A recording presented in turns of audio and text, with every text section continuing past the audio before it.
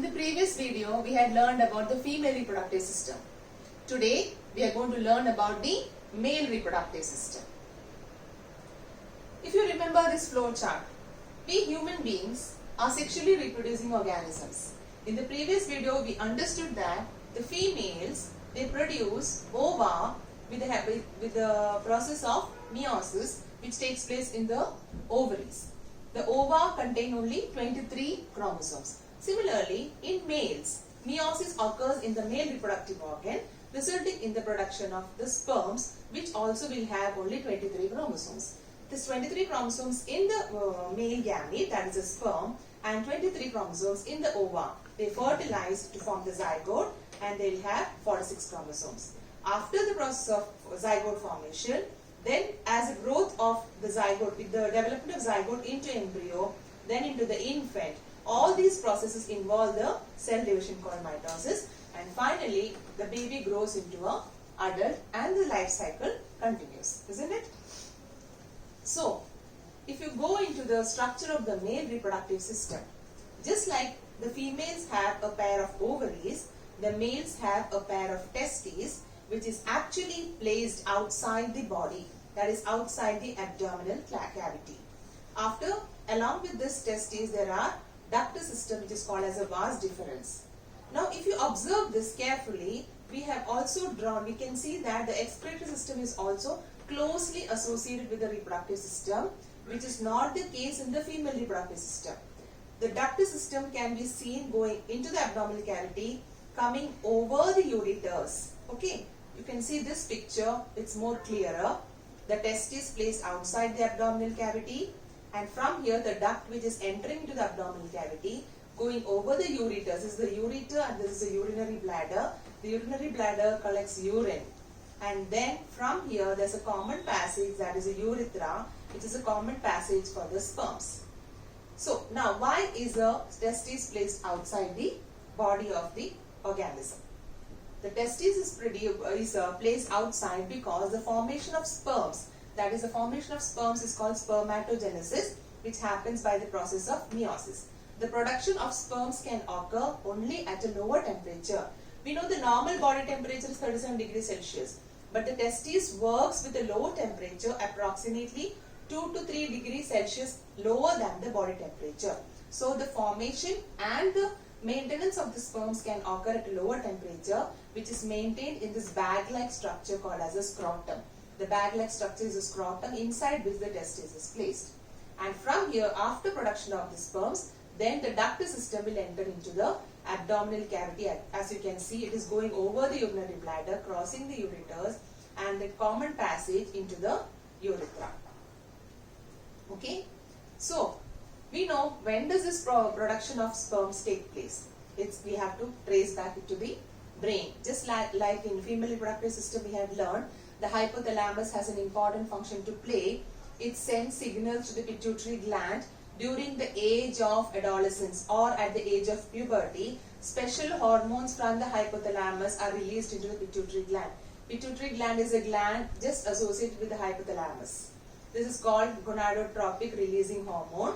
As the pituitary gland gets this secretion, it is getting stimulated and it starts producing two hormones which we learned in the female reproductive system, FSH and LH, follicle stimulating hormone and luteinizing hormone. So these hormones will reach the testis and the testis will start producing the hormone called testosterone. Okay, I repeat, hypothalamus is the part of the forebrain. Below that you have the pituitary gland. So the first step is the release of gonadotropic hormone. From pituitary, then it will release LH and FSH, which will stimulate the testes to produce testosterone. So this flow chart will be more clearer to you. Hypothalamus, it is stimulating the pituitary. Pituitary is releasing FSH, LH. The special cells inside the testis is the Leydig cells, which releases testosterone. Now, what is the use of testosterone? We know in the male reproductive system, there is only one hormone, testosterone. In females, there were two hormones, that is the estrogen and the progesterone. But in case of males, you have only testosterone.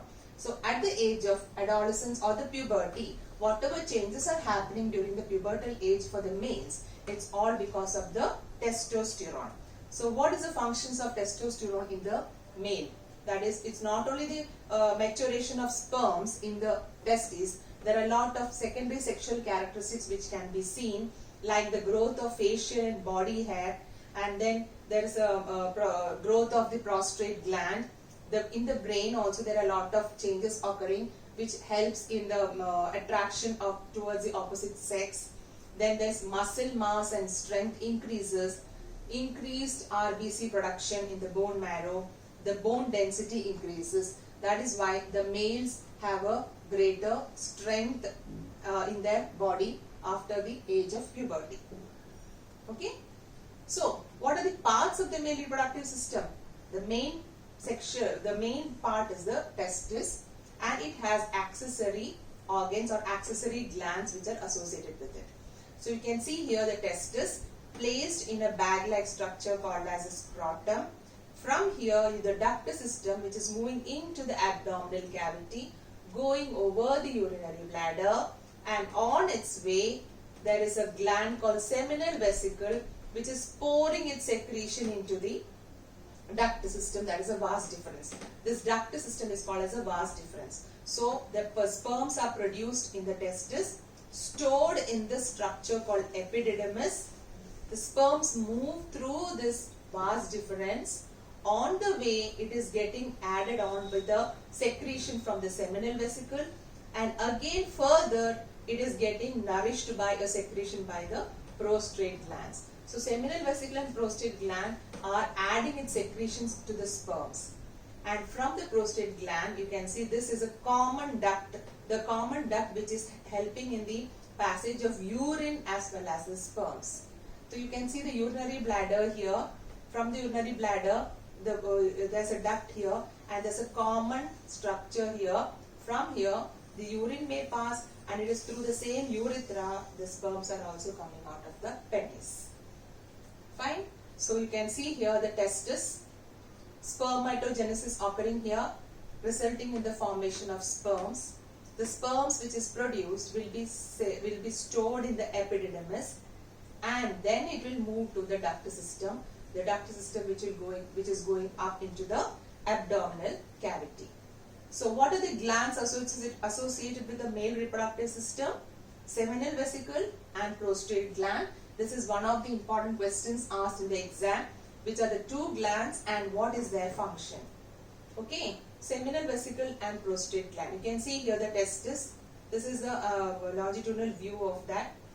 That is testis and epididymis. And you can see this vas deferens going up into the abdominal cavity, over the urinary bladder, and entering into the prostate gland. It enters into the prostate gland, and then it is going into the urethra. On the way, first it will be nourished by the seminal vesicle, a pair of seminal vesicles, nourished by seminal vesicle, and then later on by the prostate gland. Okay, it's very clear in this diagram. You can see how it is happening. This is a ureters coming from the kidneys, and this is a vas deferens which has come here. First it is getting the nourishment from the seminal vesicle. The seminal vesicle getting the nourishment from seminal vesicle. Later on the sperms are getting the nourishment by the prostate. This is the prostate gland. Okay, and then continuing to the urethra. So what are the functions of seminal vesicle and prostate gland? 2 marks question is usually asked. First point, it provides fluid medium for the sperms. The sperms have to move a long way until it reaches the ovum. So it provides a fluid medium where the sperms can swim and go. And the second function is of course nourishment of the sperms. It has to remain active until the fertilization takes place. Okay, so what is semen? That is the sperms along with the secretions together is called as the semen. A drop of semen can have millions of sperms in them. Okay, so just to revise again the structure, we have a pair of testes placed in the scrotum outside the abdominal cavities because it requires a temperature 2 to 3 degrees Celsius lesser than the body temperature. The sperms produced here will be stored in the epididymis. Then starts the ductus system, that is a vas deferens. The sperms are carried through the vas deferens. It will enter into the abdominal cavity, and then it is getting nourished that is the seminal vesicle, pours its secretions into the duct system. The sperms get nourished. Second gland is a prostrate gland, which will also add on its secretion. Now the mixture of the sperm, secretion from the seminal vesicle and the secretion from the prostate gland, that is a semen, comes out of the penis, and that is this duct is called as the urethra. Okay, so what is the structure of the human sperm? It's actually divided into three parts: the head, the middle piece and the tail.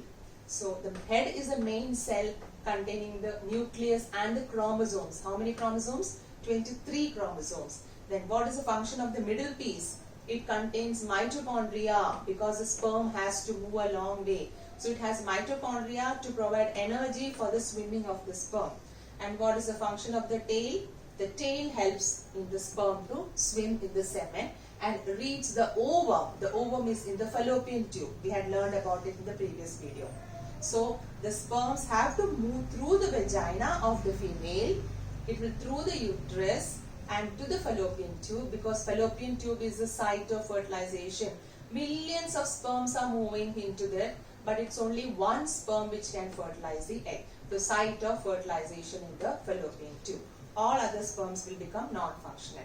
So many sperms are reaching, but it's only the one sperm which will fertilize. That is the nucleus of the ovum fuses with the nucleus of the sperm, and that both the gametes were haploid, 23 chromosome, but just after fertilization you can see how they are coming together and forming the zygote and the zygote is diploid, and that is how this is having that homologous chromosomes, how the chromosomes are arranged in 23 pairs. So the zygote, the formation of diploid zygote by the process of fertilization, how the nucleus is combining.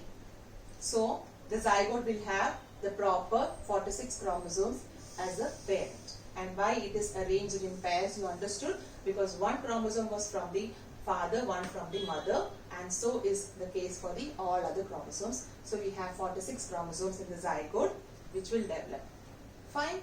Now, you will be wondering how the twins are formed. You know, there are two types of twins. They may be identical twins. They look identical, isn't it? There are non-identical twins also. Why does it happen? In case of identical twins, you know, it's only one egg released during ovulation and one sperm is already there to fuse with it. So this is resulting in the formation of one zygote. But after the zygote is formed, it may divide into two, and there are two amniotic sacs. You know, this sac is called amniotic sac. So two amniotic sacs are produced with two embryos in this. Okay, but they have a common placenta. Since it is only one egg and one sperm, they look identical, and they are having a common placenta. If the division occurs at a later stage, it can happen there is only one amniotic sac and both the embryos or both the infants will be inside that one amniotic sac. Usually it is like you have two amniotic sac and one placenta. And why they look identical? Because it's one egg and one sperm.